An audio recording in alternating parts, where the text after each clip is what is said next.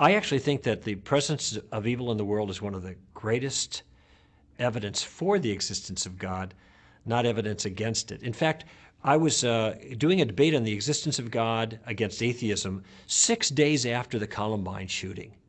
And of course, the issue came up then.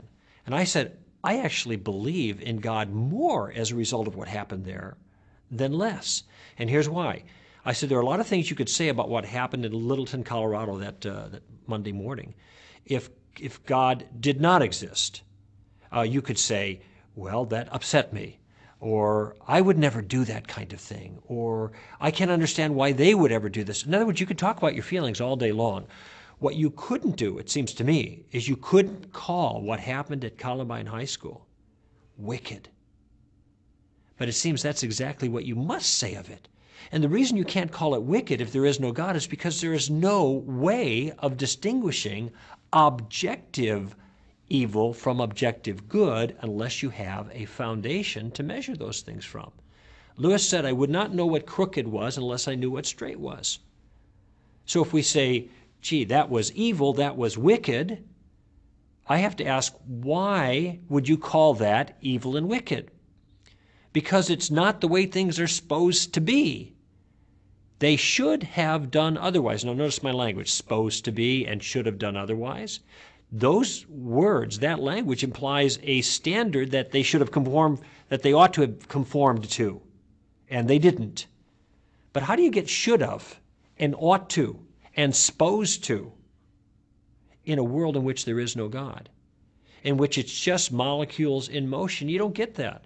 And this is why most atheists with intellectual integrity, which includes the guy I was debating against that day, acknowledge that if you have no God, you have no standards for good and therefore no standard for evil. And therefore, the problem of evil evaporates in their system. There is no problem of evil.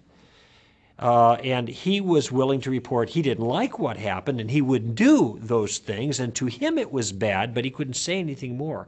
He couldn't speak about the actions. He could only speak about his emotional responses. But I think most people were pretty much convinced that those actions were evil. Indeed, one of the strongest arguments against the existence of the kind of God that I believe in is the presence of evil in the world. But that can only be voiced if there is real evil in the world. And two things follow from that. First of all, relativism is a dead-end trip.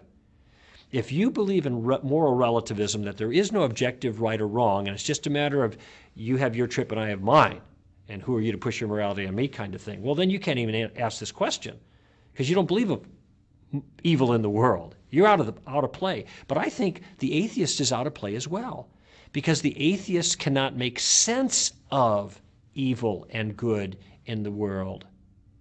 This only makes sense in a world where there is this absolute standard.